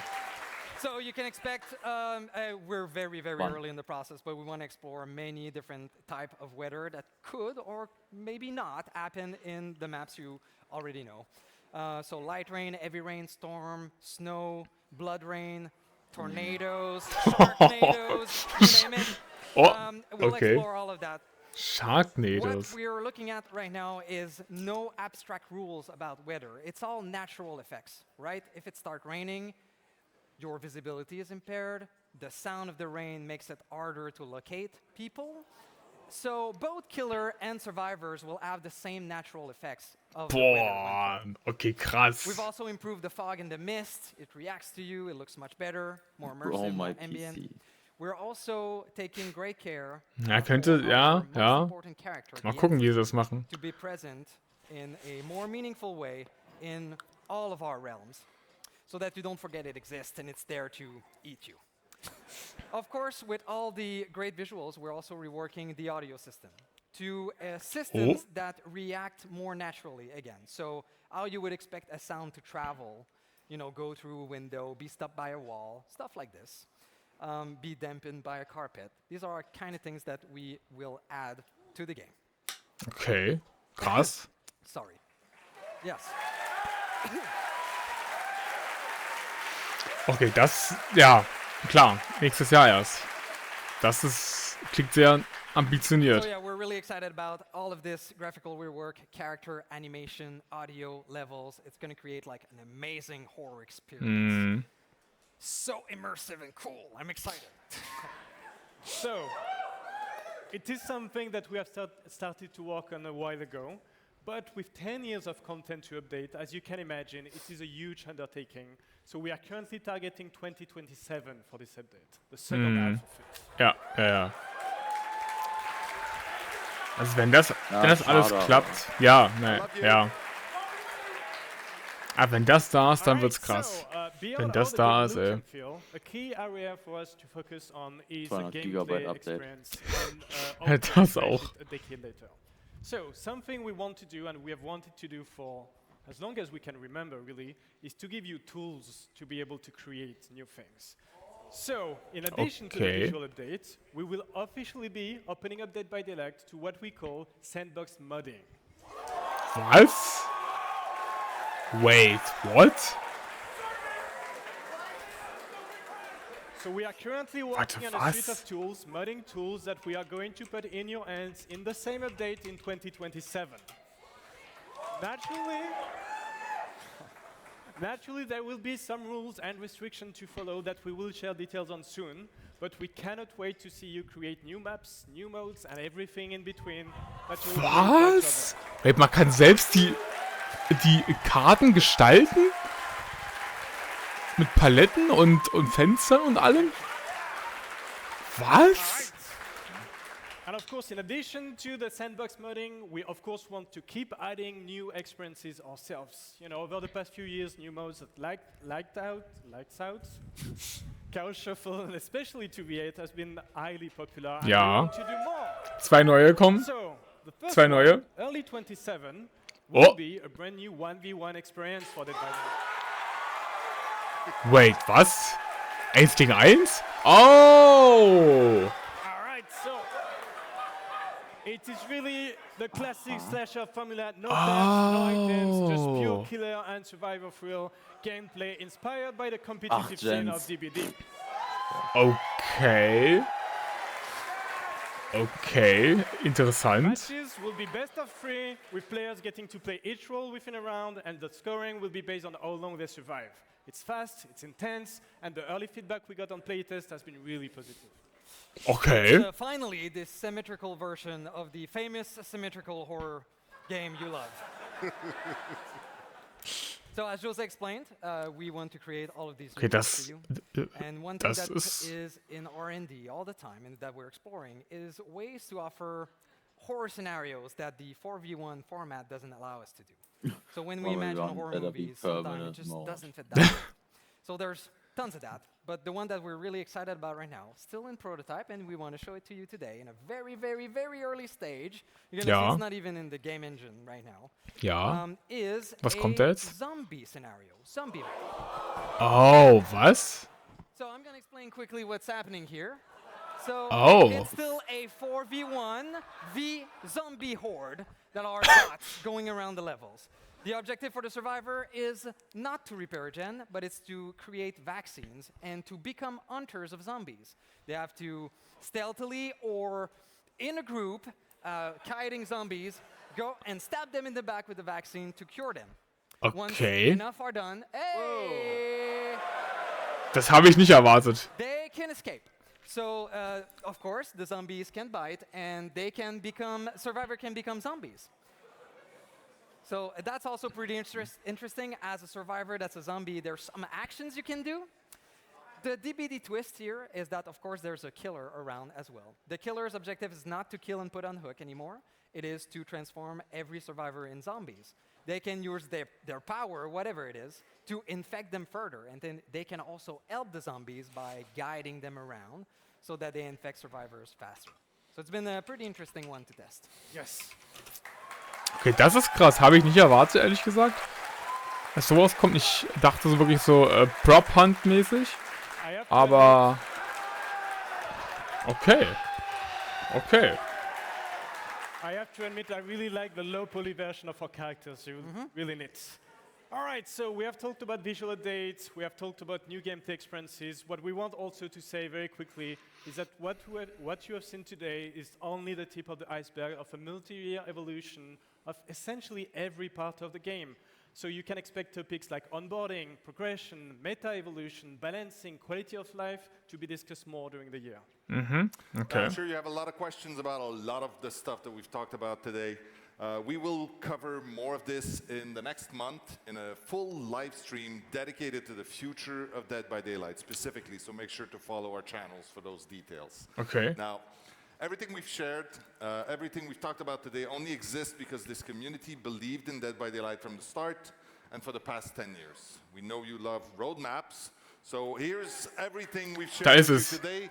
Ach so, oh. Oh. It's time to take photos. Okay.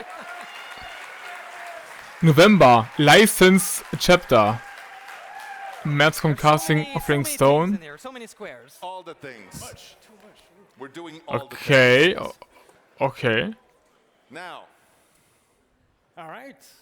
So, as we wrap up Krass. today's show, it is hard to not be humbled by all the places this journey has taken us. 10 years of stories, of characters, of moments that we have shared with you, including this one today, which was really, really, really special. Warte, November. Das heißt dieses Jahr noch. Clearly tell from today, we've got so much more Art kommt dieses Jahr noch, oder wie?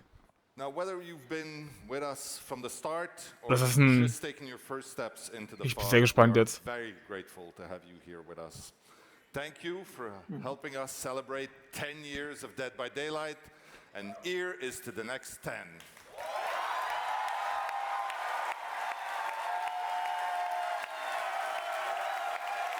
Was kommt jetzt? Gibt es jetzt endlich diese Kuchenopfergaben auch wieder beim DBD-Event? Oh, gute Frage, ne? Haben sie gar nicht erwähnt. Now, before we go, I need to give a huge shout out to everybody who made this possible. The dev team, obviously, the people have been working on this for a long time. All of our very, very gracious partners that have come to join the fog and enjoyed their time there. And everybody who made this event possible. There's a ton of people back there pedaling like crazy, making sure that things work. Thank you so much. Merci. Merci beaucoup. Until then, we'll see you in the fog. And now let's check with Eric for one last time. Bye. Oh, da ist es.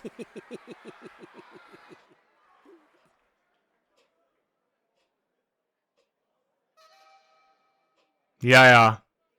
Art. Es ist Art. Terrifier. Es ist Terrifier. All good. Ja, ja. Also wenn nicht, dann weiß ich auch nicht. Das ist es.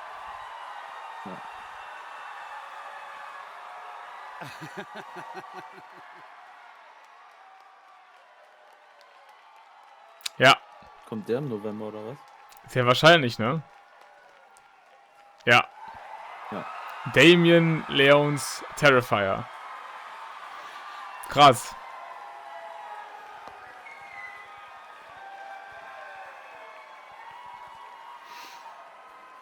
Okay.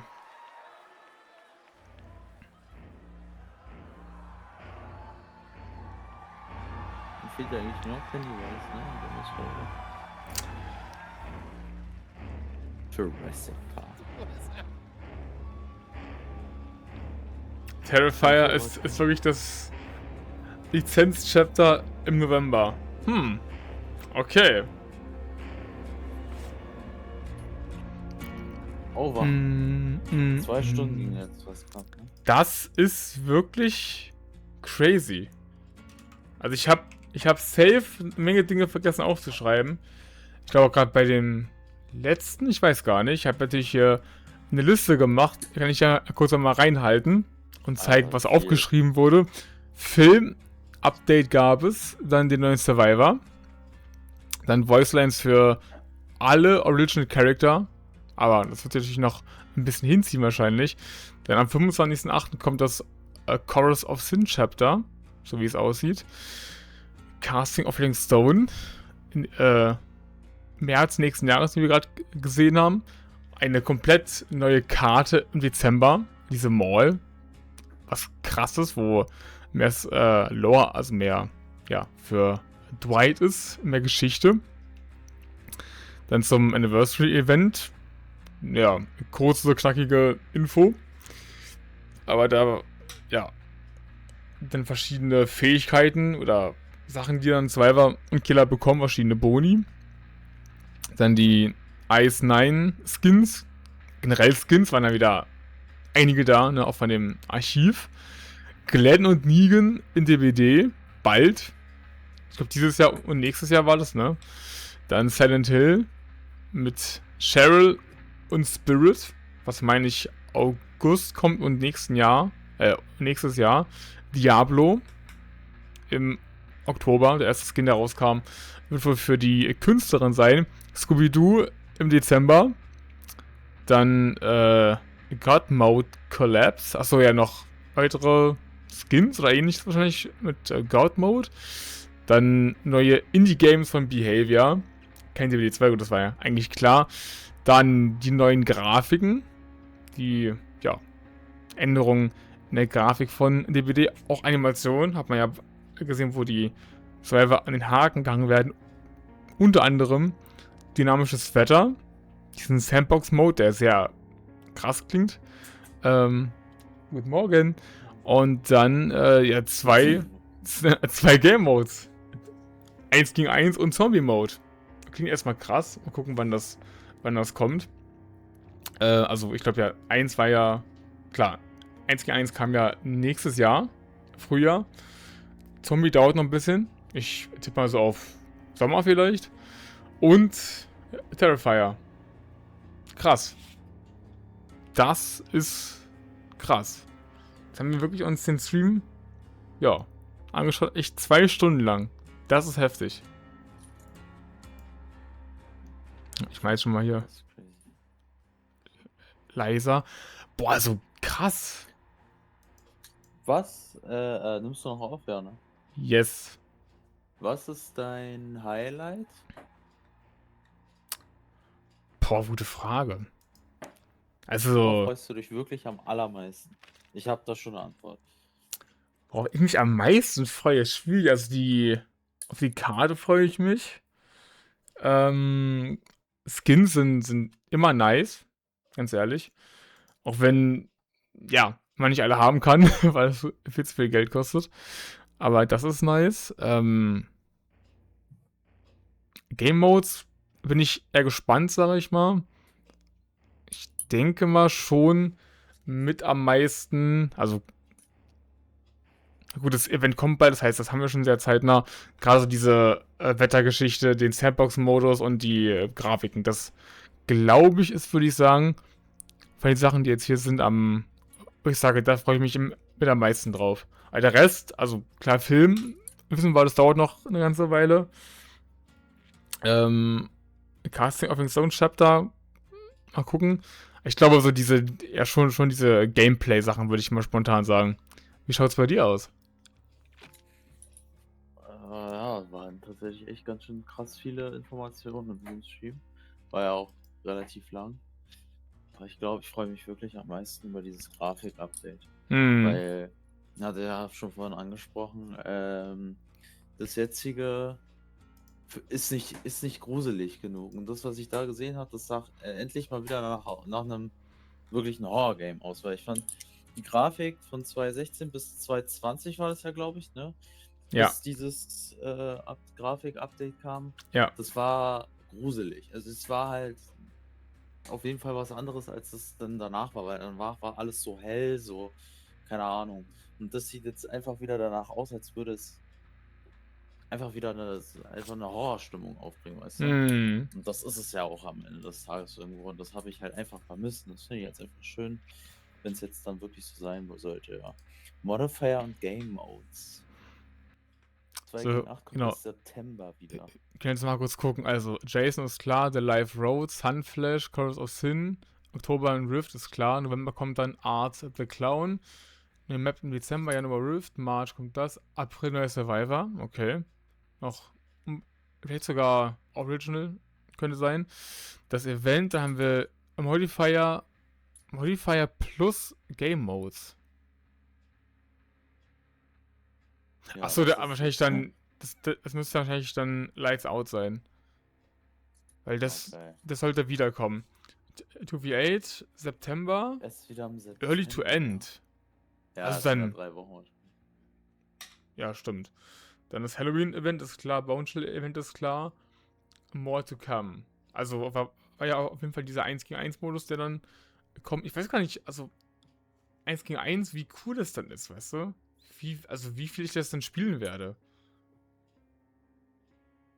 Auch gerade, welche Killer wird es da geben? Alle? Oder wie ist das dann? Mal gucken. Aber auf jeden Fall, na, hier bei diesem 1 gegen 1 Modus, der ins Spiel kommt. Warum soll es ja nicht alle geben? Ich glaube, da wird es safe alle geben, oder? Ja, wahrscheinlich. Mal gucken, die müssen auch die Maps dann anders designen, weil das ist ja 1 gegen 1 ist ja anders als 4 gegen 1. Oder die machen... Ja, mal gucken. Aber die haben doch jetzt noch nichts was über dieses The Black Banquet gedroppt. Außer, dass man da isst und sowas, keine Ahnung. Genau, Survivor essen, Killer wollen es vergiften und wenn die das schaffen, dann bekommen die verschiedene Boni. Ich schätze mal Sprintboost und andere Dinge. Ne? Man konnte ja im letzten Jahr Paletten aufstellen als Survivor. Als Killer kann man die ja zerstören. So, sein Gedanken, glaube ich, war das. Also sowas wird es wahrscheinlich wieder... Oder es wird was ganz anderes werden. Aber früher war das ja so, da gab es ja 2 DBD-Events. Ein Vorgeburtstagsevent und das richtige Geburtstagsevent. Ist das so? Ja, das Vor-Event war ja jetzt zum Beispiel, dass es jede Woche, ja, es gab die eine Woche, gab es doppelte EP, jetzt gibt es gerade doppelte Blutpunkte. Sowas war jetzt auf jeden Fall in den letzten Jahren öfter der Fall. Wie das Event so wird, ich meine, es wird ja auf jeden Fall noch einen Stream geben, im Laufe der nächsten Wochen wahrscheinlich. Da reden sie ja noch mehr über die Zukunft. Aber soweit würde ich sagen, erstmal krass. Also ich habe mir hier noch meine Liste mit Dingen parat, die ich erwartet habe oder die kommen könnten. Ne? Hier seht ihr ja. Ich habe jetzt das hier schon mal Was könnte da noch kommen? Updated. Also was jetzt, Gamemodes waren klar. Art ist da. Blair Witch, Fortnite. Ghostface, Scan Movie kam nicht. Nee. Da haben sie nichts weiter gemacht. Erstmal. Neue Grafik kam. DBD Free-to-Play. Das kam nicht. Ist einfach kein Thema. Matchmaking. Na gut, ist halt dann Quality of Life. Ist halt nur, ne, es wurde ja im letzten Jahr, also im neuen Jahresstream erwähnt, dass sie daran arbeiten. Das ist dann wohl weiterhin ein ongoing process, sag ich mal, Predator und Slender. Ja, auch erstmal nicht. Und ja, hier ist dann schon, was ich so an News aufgeschrieben hatte. Okay. Das ist krass. Heftig. Ich habe wirklich gedacht, dass sowas wie Prop Hunt kommt in DBD, aber vielleicht, ja, wann anders. Das wäre auch geil gewesen. Ja, gerade so oben das, wenn man es von anderen Spielen kennt, die vielleicht heute nicht mehr so existent sind, leider. Aber ja, wir haben jetzt aber schon 4 Uhr. 4 Uhr morgens. Krass. Ich würde sagen, das war es hier in diesem sehr langen Video. Ich hoffe, das hat euch ein bisschen gefallen, euch unsere ersten Einblicke zum kommenden Jahr von DBD zu geben. Schreibt gerne rein in die Kommentare, was eure Highlights waren von dem Stream, weil da auch echt eine Menge gesagt wurde und natürlich auch eine Menge Sachen kommen, die halt im Laufe der nächsten Jahre oder des nächsten Jahres kommen. Vieles ist ja noch sehr, sehr in der Zukunft, aber ja, freut ihr euch auf die Sachen, die kommen? Oder worauf am meisten oder am wenigsten? Schreibt es gerne rein, wenn ihr Bock habt. Ansonsten Dankeschön fürs Zugucken. Ich sage bis zum nächsten Mal. Macht's gut, bis dann. Haut rein. Und ciao.